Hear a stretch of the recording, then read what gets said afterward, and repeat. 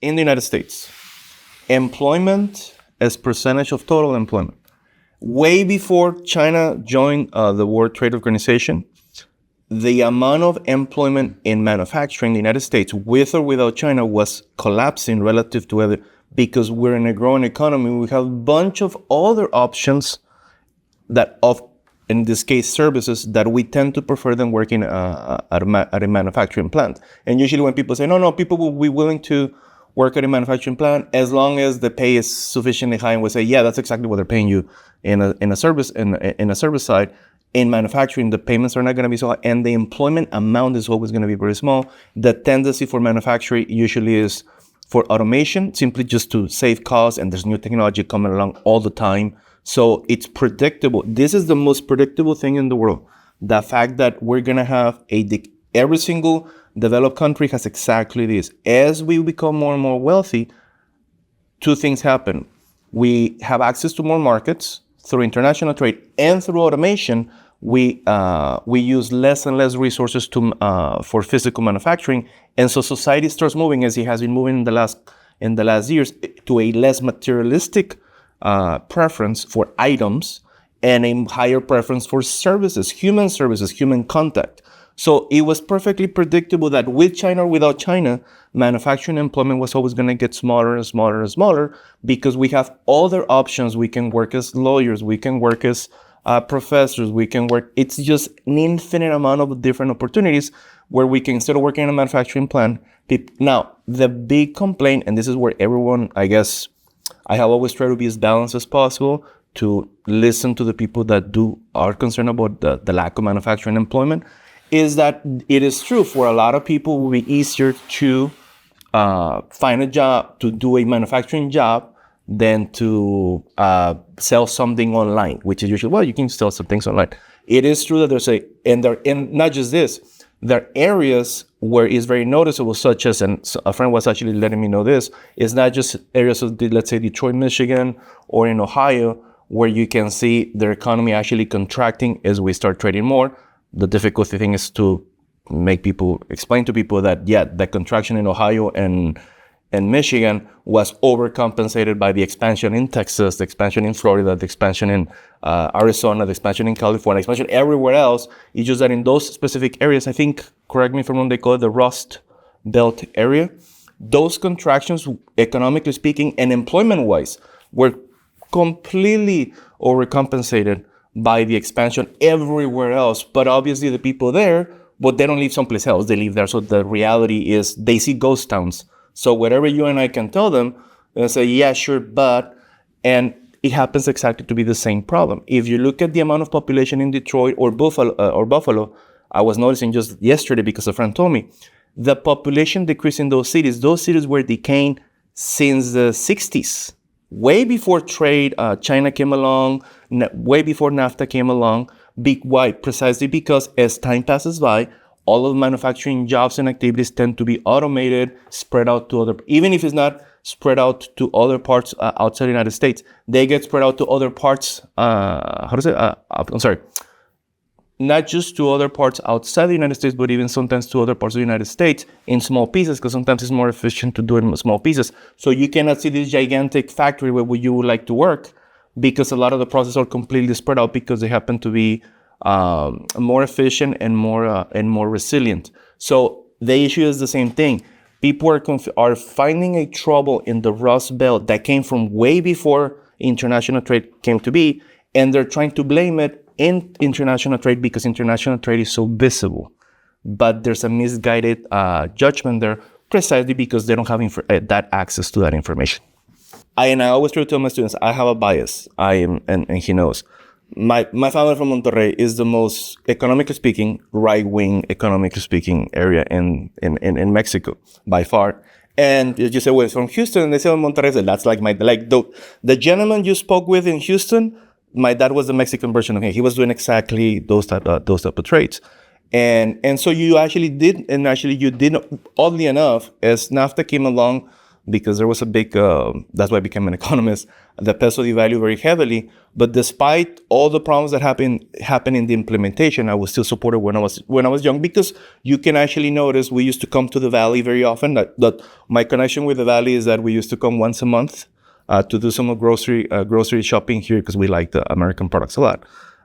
And so we'd take it to Monterrey. And we would notice that as NAFTA came along, there were some problems here and there, but it was noticeable that both Monterrey and the Valley had a large expansion. So I got invested my time in becoming an economist, because at some point, since we were going through hard times in 1994, I asked my dad, told me, hey, we're going through hard times right now. Don't expect Disney vacations. And I said, yeah, but why? And I said, yeah, but why? I said, well, the peso devalue. And I was like, Dad, yeah, but why did the peso devalue? And he says, well, I'm a business person. Obviously, I don't know those things. You figure it out. The NAFTA is implemented in 1994. Tremendously controversial. But if you look at economic data since then, per capita income has increased. Gross domestic product per capita has increased. The unemployment rate has dropped continuously. Stats for both US and Mexico on that? Definitely get those statistics to you. I mean, and I think one of the problems that people have is their frame of reference. They're not thinking about how circumstances were prior to the implementation of the North American Free Trade Agreement. And I think for the purposes of this particular video, it's worth noting that these tariffs are going to have an impact that varies depending upon the region. Yes, there'll be an impact throughout the entire country, but one region in particular that's going to suffer is the RGV. Yes. Now, as we know, the RGV was traditionally an agricultural-based economy. In the 1990s, largely spurred on by the implementation of the North American Free Trade Agreement, we made the transition away from an agricultural economy, which was characterized by low wages, low socioeconomic mobility, and a high degree of unemployment. We made the transition over to an economy which prioritized industry, technology, innovation, and mostly international trade. The economic progress that the Valley has made as a consequence of that decision from the early 1990s all the way up to now, the progress is measurable according to most socioeconomic indicators, and what I would argue is that it's unprecedented in the first part of the 21st century. As an example, the average unemployment rate in the Valley in the early 1990s was 27%. 27%. The unemployment rate during the Great Depression was around 25%. The unemployment rate during the Great Recession was 14 to 17%. So when we had an agriculturally based economy, our unemployment rate was ranging between 25 and 27%. We make a transition largely stimulated by eliminating tariffs and facilitating international trade, and our economy has just taken off. Average unemployment rate throughout our area spans between 5 and 7%. And if you look at most of the other leading socioeconomic indicators, they support this thesis that the North American Free Trade Agreement and the transition to an economy based on international trade, facilitated by the elimination of those trade agreements, was largely responsible for the transformation of our area. We can't go back. If we eliminate those tariffs, it is going to engender significant sectional structural dislocation, unemployment, and dissolution. All throughout the border. The whole border is involved in this. All of the state borders, Texas. If I understand you correctly, the border regions going to suffer the most. Not just the Valley, but the border region as a whole. Every single state in the border will suffer because of the tariffs, because our main service that we provide to the world in the border, including the Valley, is to provide services for international trade. We contact foreigners with Americans and Americans with foreigners. That's our job. If we reduce that, our economy will suffer in the Valley and all throughout the border and all throughout the states that have a border with Mexico. We cannot underestimate the impact of these tariffs on the border's economy, particularly in the RGV. Eliminating those tariffs signifies stepping back in time. Eliminating those tariffs signifies an increase in unemployment, a reduction in stability, and a loss of markets. The border region, in general, is going to be more vulnerable and more susceptible to the adverse effects of these tariffs than any other part of the country. That's the point I was going to ask. You're saying as compared to the rest of the inland, the interior.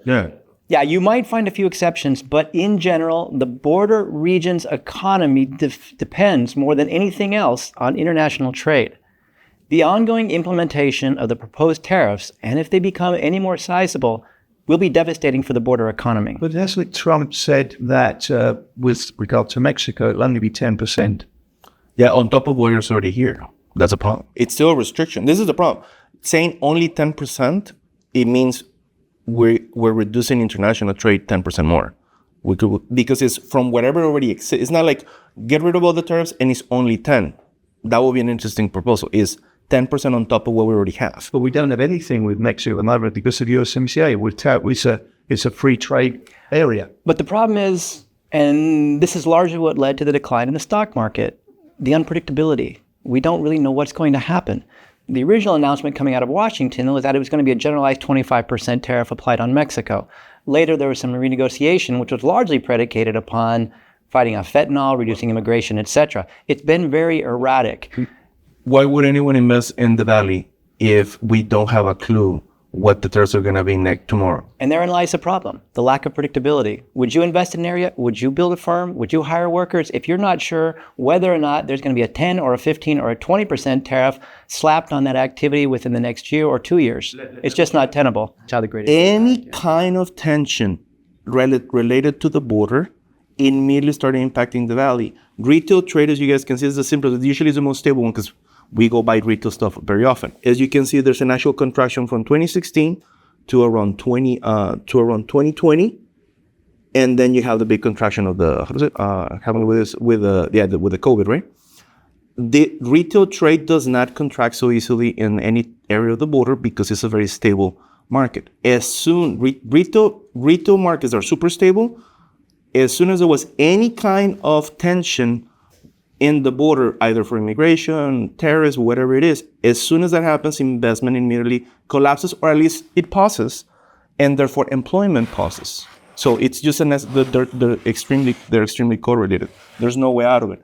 I make my students go through it. What do you think happened? And immediately say, oh yeah, from this time to this time, it was very stable, and you can actually see it. The areas in Texas, we start from San Antonio. You can actually see there was no contraction of employment in San Antonio, but there was a noticeable slowdown. And then I bring them back down a little bit to other cities. Once we get to Laredo,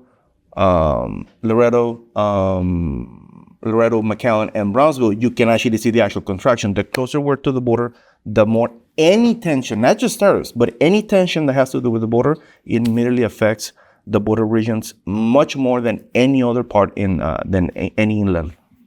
Are you going to have a situation where we were before? Or are you going to have a situation where a small group of people are suffering that transition, but the majority of people are in a better position?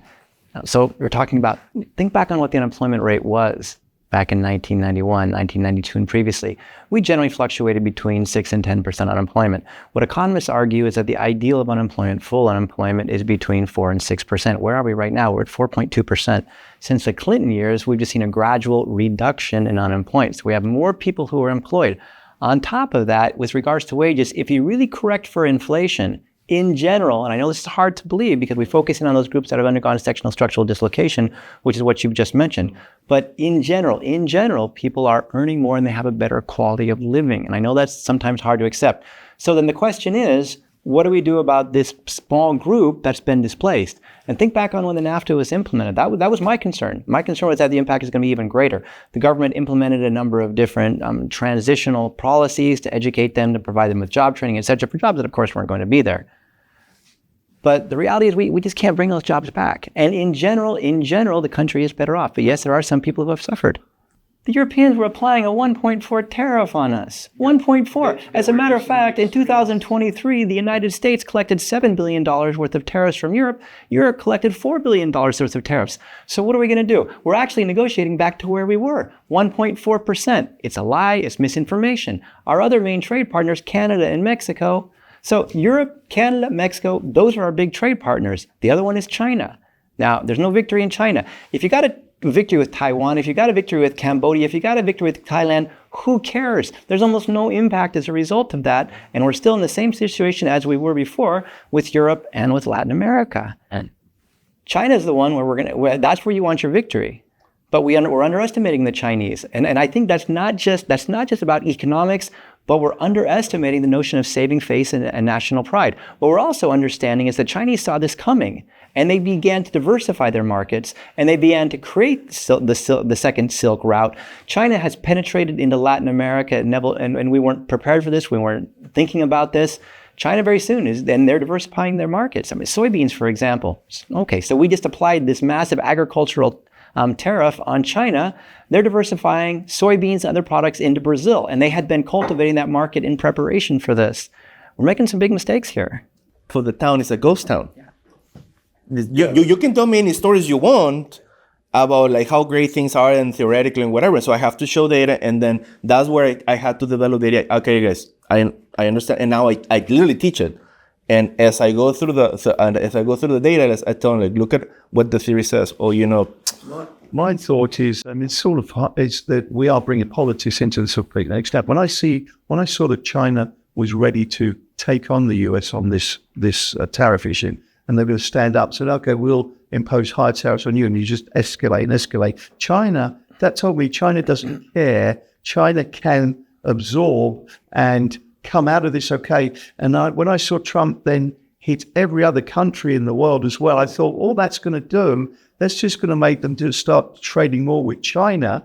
China's already strong in Africa and Latin America. So China is ready for this and can come out ahead. That's just look. Not to mention the trillions and trillions and trillions of dollars of U.S. reserves that they already have. The U.S. debt that they already control. We're in a precarious position.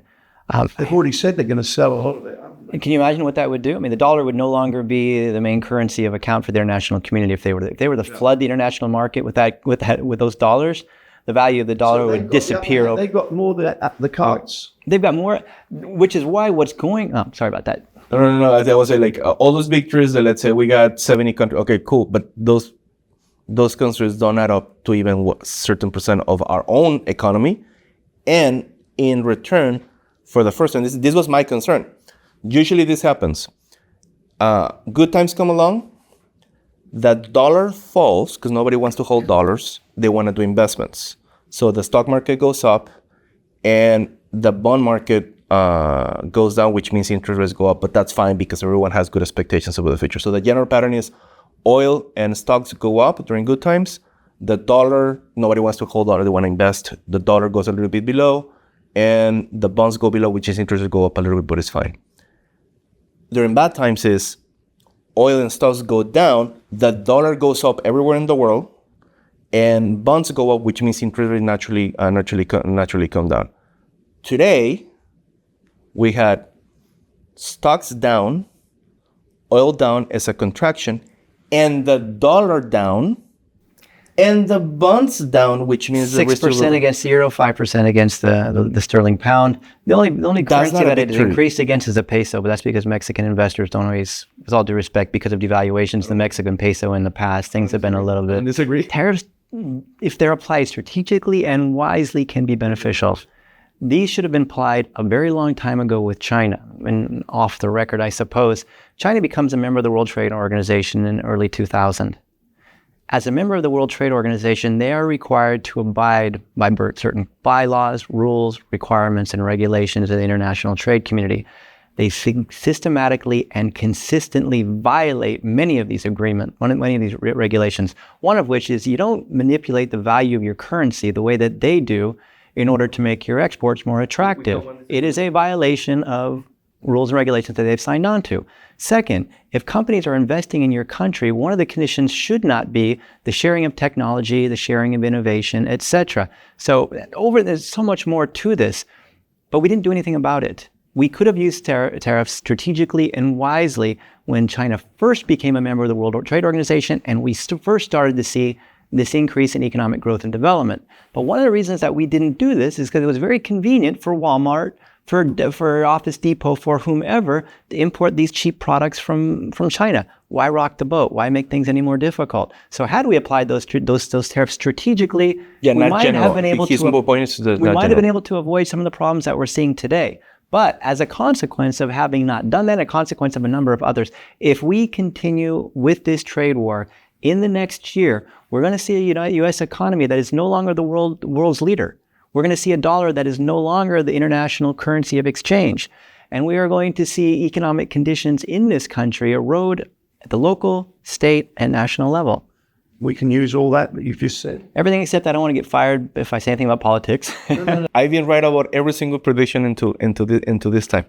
So I'm very cautious. Just so you guys understand why I hesitate on doing any kind of prediction. In 2022, everyone thought we were going to go into recession. I said no. Consumer markets are fine. The economy is not great, but the contraction in investment is not going to affect it. And I won for 3 years straightforward. And so at the beginning of the year this time, when Trump came along, I said, still, consumer markets are doing fine. January, I came out saying, January is fine. Whatever happens in the investment sector, it's not going to affect consumer markets, which is what households really care about. So don't worry. Now, the problem is that as the fears of very heavy tariffs came along, then consumer markets started weakening. So I'd never in my life, because what happened before was I was, let's say, bearish on the border. Usually when Trump comes along, something happens. Okay. But the rest of the economy expands, and I think he didn't need to make such a big deal about the border, but lowering taxes on companies in general tends to be very helpful, which what happened in his first in the first 4 years. So I was like, I think on that, we're going to be okay. It's just the border. We have to be careful, right? The problem is that now tariff is not just a border problem.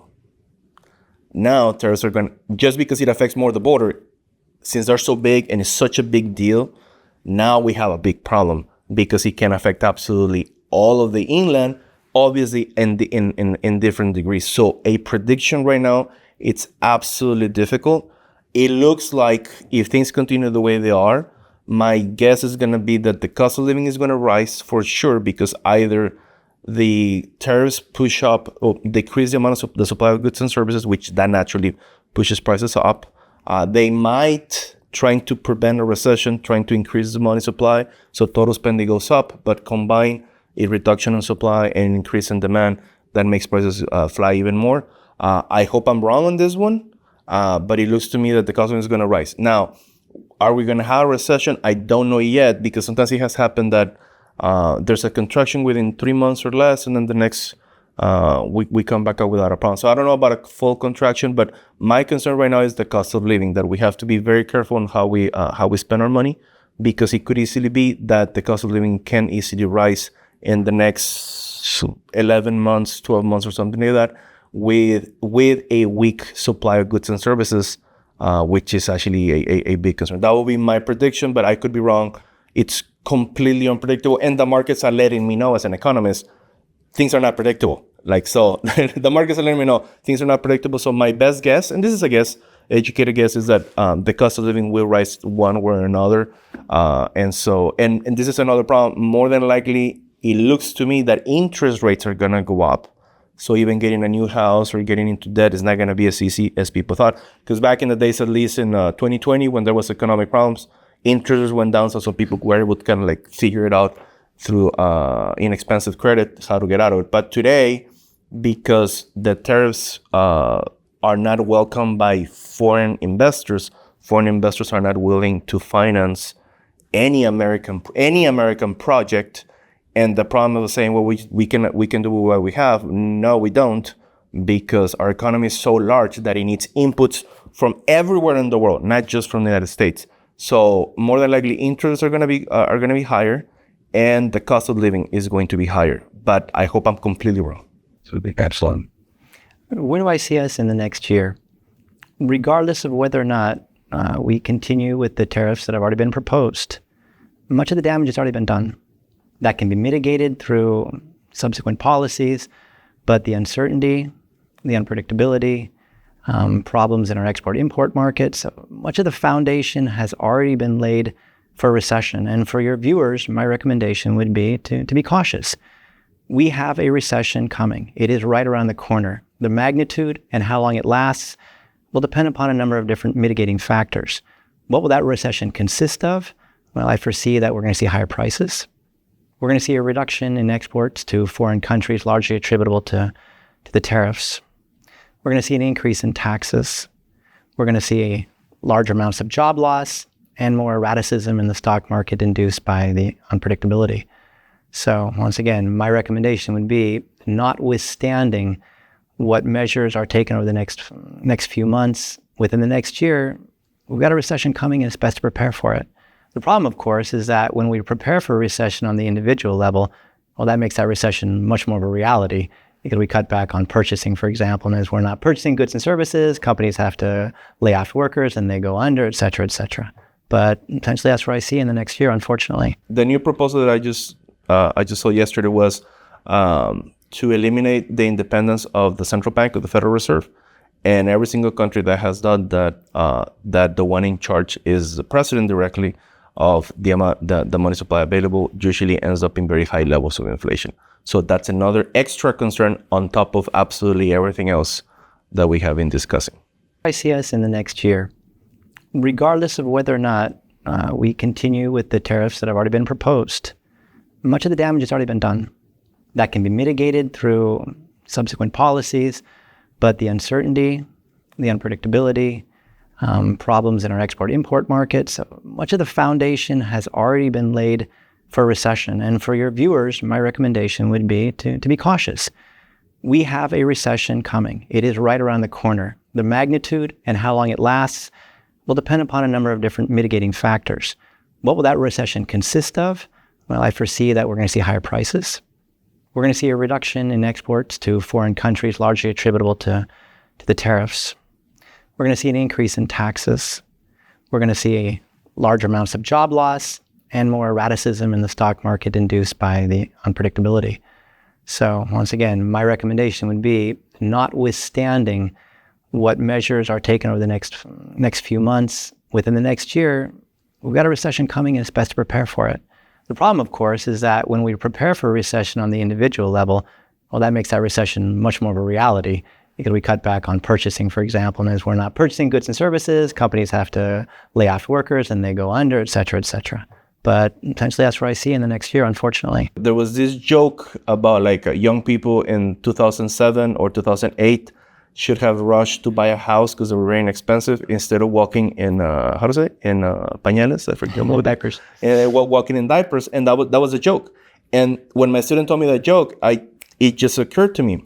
The big problem that we have in the general public right now, and the way that we're discussing this issue, is people complain about the cost of living, of housing, medical services, and education.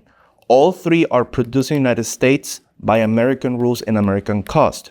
Everything that is produced outside of the United States has been dropping in price, facilitating the daily life of all Americans without it. However, despite the fact that the complaints are about American products and services, the blame for some reason is being given to international trade when international trade has done exactly the opposite. It has actually made life less expensive for American families. So that's where the cognitive change has to happen in the general public.